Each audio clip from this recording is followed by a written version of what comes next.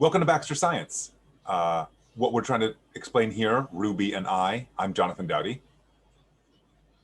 I'm Ruby.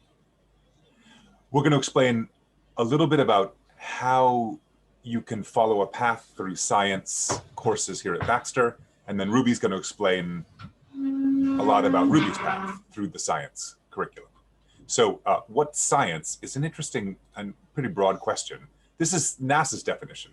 And here are some of the questions that we ask students and some of the sort of largest and most important questions that we ask as we go through our different classes and different curricula. Everything from what evidence is there that ecosystems do or do not have the capacity to recover from disruptions? I know that those are covered by our pictures, so I'll say those. And to how do forces affect motion, which is a deceptively simple question.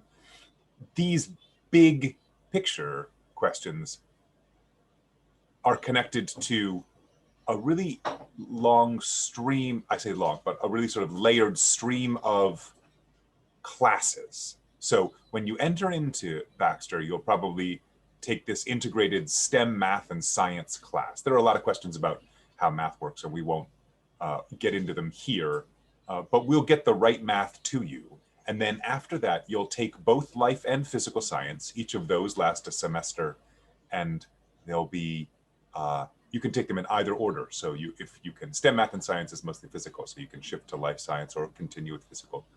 And then after that, we consider these next classes to deal with essentials, and we'll get you to a layer of the standard that is ready to have you graduate. So if all you did was follow the path down through this arc to get through these classes in the middle tier, you'd have gotten through most of the standards that you need to graduate from Baxter. And then there are these deep dive extensions.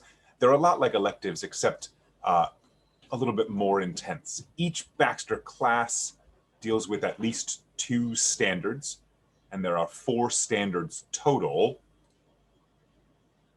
There's climate change, forces in motion, heredity and evolution, and matter and energy.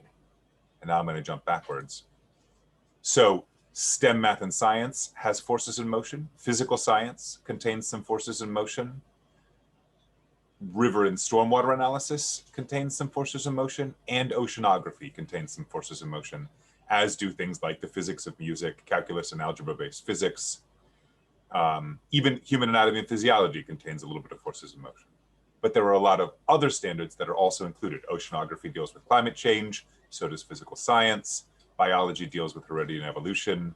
You can follow a path through a lot of different ways to get to graduation benchmark in all 4 of the standards. Ruby gets to tell you about her path through science. So at Baxter, you take the required science courses as like a base curriculum. So I started out my freshman year. The curriculum was a little different 4 years ago, but I took a forces in motion class and a microbiology course, and that kind of set me up in some of the basis of all the science that you take the rest of your time at Baxter. And then moving on from that, we got a little bit more leeway on which things we wanted to focus on. So I got to take some things like an ecology course and a chemistry course and things like that. And I have a lot of different scientific interests, and that's one of the great things about this school is you get to kind of find out what you're interested in and focus in on that, and even hone in on things like Flex Friday and other independent projects. But in this case, like I'm really interested in engineering, so I've taken quite a few forces in motion based classes where physics is one of the bigger focuses. So like I took that forces in motion class freshman year, and that kind of introduced a lot of just the basics of physics and things like that. And then my junior year, I took the nuclear chemistry and electromagnetism course, which sounds like chemistry was actually more of a physics-based course. So we got into things like vectors, and we talked about nuclear chemistry and the little atoms and everything. And then this year, I'm taking a calculus-based physics course, which is a lot more math-based and online we're doing it in a different type of way, but pretty much all of these courses are very hands-on too, which is another thing I really like. I really enjoy about this school.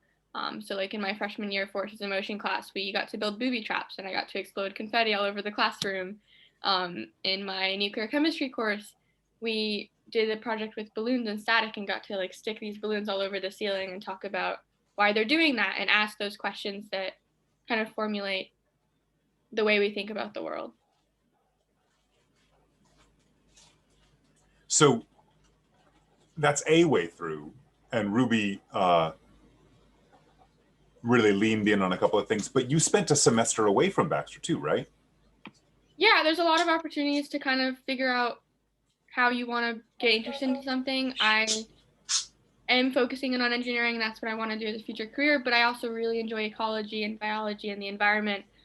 So I ended up applying to another semester program outside of Baxter, where I got to kind of focus in on that and get more involved with natural science outside of the forest, wetland, and marine ecology class I took at Baxter, and kind of just expand on those details. And there's a lot of other options for people who have a topic that they're really interested in and want to go beyond the classes that Baxter offers. And there's evidence in that class that you meet the life science requirements and, sorry, the heredity and evolution standard requirements at a pretty high level, like beyond graduation benchmark in a couple of cases. Is that right? Yeah, in the semester program? Yeah. Yeah, I got to focus in a lot of those things. It was a lot more climate change and that sort of science standard based, but we did talk a lot about like how the planet has changed over time and how we've changed with it. Yeah. And then that evidence can be applied to the climate change standard too at a higher level, which ends up on your transcript. So not just that you were at the semester and completed it successfully, but also you made progress on Baxter standards while you were away, because all the work counts, which is a thing that shows up again and again, that all the work counts. Yeah, coming back from it, I got to put those standards in. It's also helped me prepare for some of the courses that I can take here that kind of build off of those sort of things. So it's pretty much the path. You get to choose what path you take, and there's a lot of options, but everything kind of fits together, and all the classes are related in some way. You could take two classes that have absolutely nothing to do to get with each other, and the things you learn in each one will help you in the other one, and there's a lot of interconnecting between those topics. Yeah, we not only is that sort of true of science in general, but we also built it that way. We were careful to make sure that genetics deals with biology, but also with chemistry, that oceanography draws on both life and physical science, that the nuclear chemistry program deals with forces in motion and chemistry. And especially at those higher levels, the advanced labs, forensics, I think, combines almost all four of the standards. So we'll set aside a couple of pieces. We won't talk a lot about Flex Friday, although it is possible to earn to display evidence towards standards for each of your Flex Friday projects as well.